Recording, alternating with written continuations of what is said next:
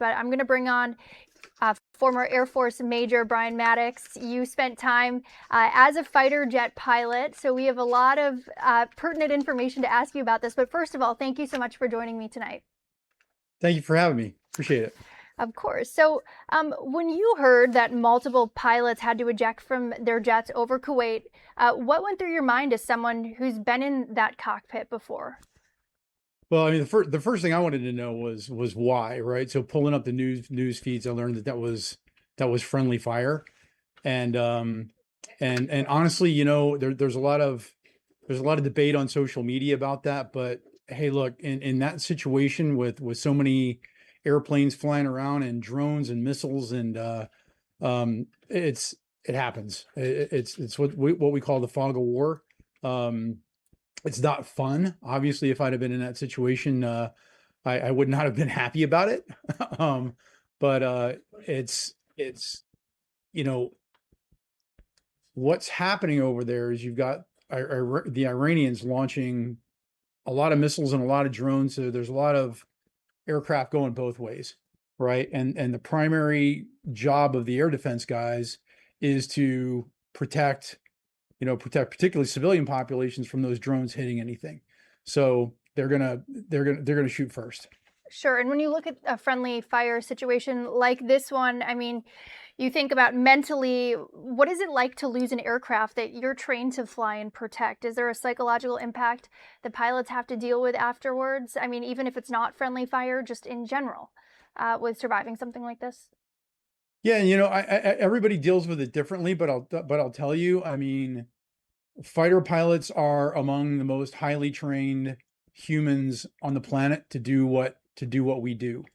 And you're trained for stressful situation. You're trained for, engines to quit on you. You're trained for, the airplane to do weird things, and you're mentally prepared at all times to leave that airplane if you have to. You don't want to, obviously. It's not something you wish on yourself, but you're mentally prepared for that at all times. So in terms of any kind of an emotional any kind of emotional turmoil or whatever, I mean, I can't speak to any one individual, but I would suspect that there's very little of that, because again, it's what you're trained to do. And Brian, for many of us who have never experienced it, can't really fathom this, what happens in the moment that a pilot realizes that they have to eject? I mean, how fast does this decision happen? Well, first of all, in your head, you use several expletives like, oh, blah, I've got to eject. And then the decision's made. I mean, that thought goes through your head in about a nanosecond. And once you got to go, you got to go. Like in the case of the strikes I've seen some of the videos as well, of the missiles hitting the jet, hitting the F-15. And that was the jet that I flew, by the way. I flew the F-15E Strike Eagle. So in that situation, obviously, massive engine fire, massive problem, immediately you got to leave. What's going to happen is the pilot, the front seater, who's the what's called the pilot in command, is going to call bail out, bail out, bail out, and whoever gets the handles first wins. The canopy comes off instantaneously. So everybody's seen Top Gun, the whole goose hitting the canopy thing. That's not going to happen. That thing's gone like strapping a piece of plywood to an F1 car. I mean, it's just gone instantaneously. And then the two seats go immediately after. All that happens in about a half a second. And it's instant. And you don't have time to think about it. You train for it. You put your body in a certain position, in a straight up and down position, so that the G forces coming through the seat,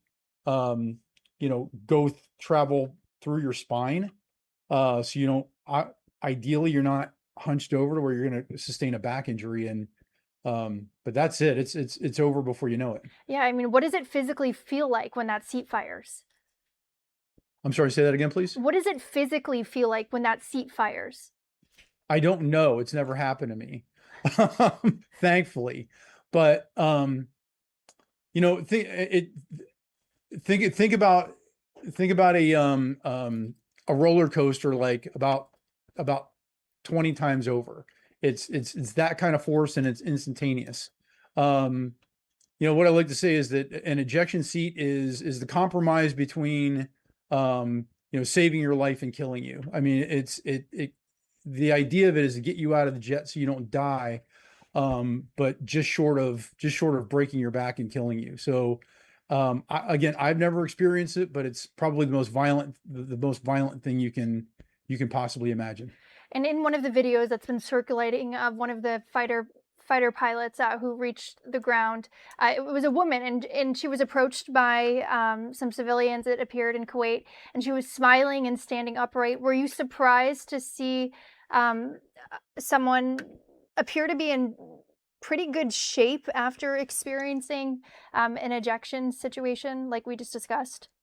No, I honestly wasn't surprised with that at all. I mean, I know a lot of people I've spoken to a lot of people who have ejected, and you once you're through the initial shock, if you're not hurt um, by the initial ejection and the initial separation of the ejection seat, it's pretty benign after that. I mean, you get under a parachute, and you float to the ground, and we're trained how to land without parachute landing fall, how to land without injuring ourselves. And frankly, if it was me, I'd be kind of doing the same thing. Like, hey, I'm still here. I'm alive. I'm pretty happy right now. So, I think all the kind of the shock starts to wear off, starts to hit once you get your ride to the hospital or whatever. But, in that moment, I'd be pretty ecstatic too that I was in one piece. Sure, and you mentioned the intense training that fighter pilots go through.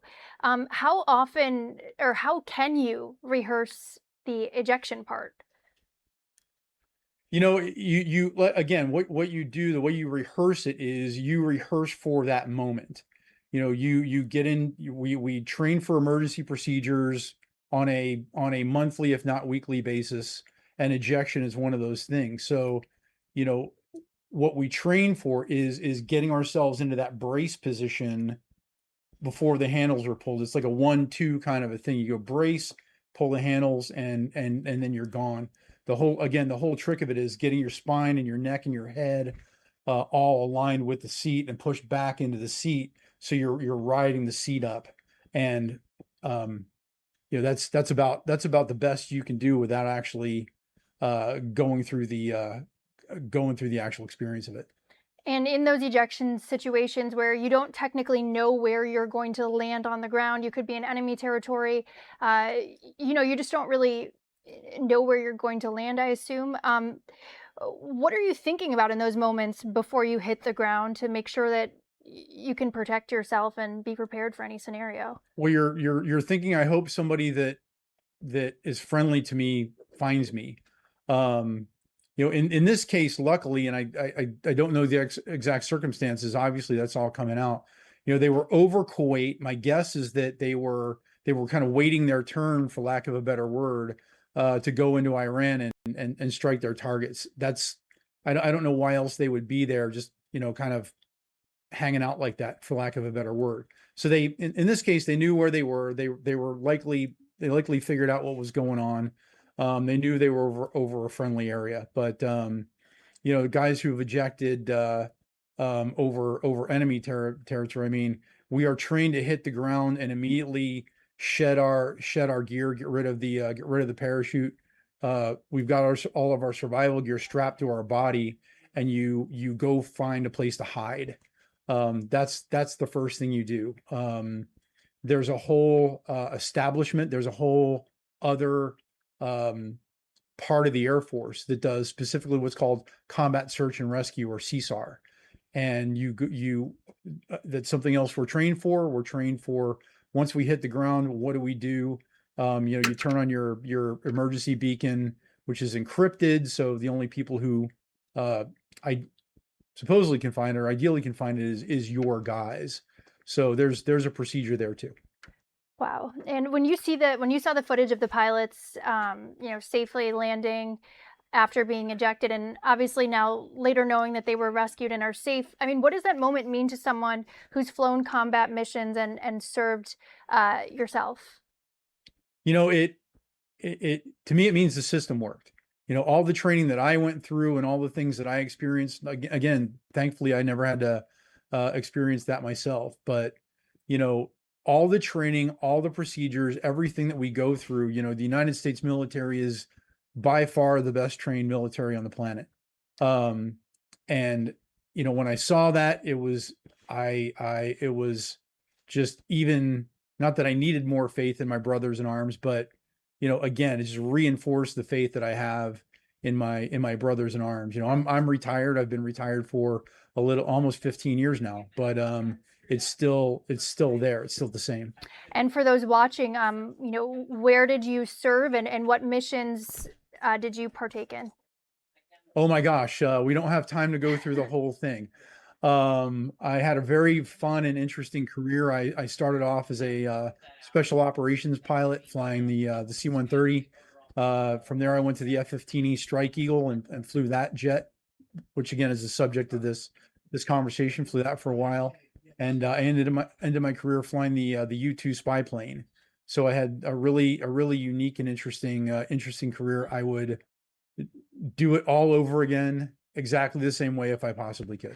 And I have to ask now, did you grow up loving aviation? I mean, was this a childhood dream of yours, or It how did you decide? it was somehow or another when I was about 8 years old, I decided that the coolest thing I could think of was to be a fighter pilot, and that just guided my whole it guided my life from there. I mean, So it's for all the kids, if you're listening, you know, if it can happen to me, it can happen to you. that's wild. And now, did you go to the Air Force Academy? I did. Yes, ma'am, I did. Okay, yeah. So I went there a while back for work, and we spent a week there while the Patriots were training at altitude before heading to play a game in altitude. But we got to see what all the students have to go through once they start there, and you know, it's insane how well trained and the preparation that everybody has to go through when going to a service academy like the Air Force Academy. Yeah, yeah. And again, that's, you know, that's just the start of it, right? That experience, and not if not to say that if you go through ROTC or a different training program, it's different, but you know, the academy is built, they train you for stress from day one. And so, you know, you get to a point like we're seeing today where people have to eject out of an airplane. I mean, you've been through years and years and years of proving yourself in every way, shape, and form to get to that point. And it's just like, okay, that happened. You know, Yeah. check that box kind of thing. Well, thank you so much. What an incredibly fascinating career that you've had so far. And we really appreciate you joining us. This is Air Force Major Brian Maddocks. Thank you again for joining. And we hope you have a good night. All right. Well, thank you very much. Have a good night.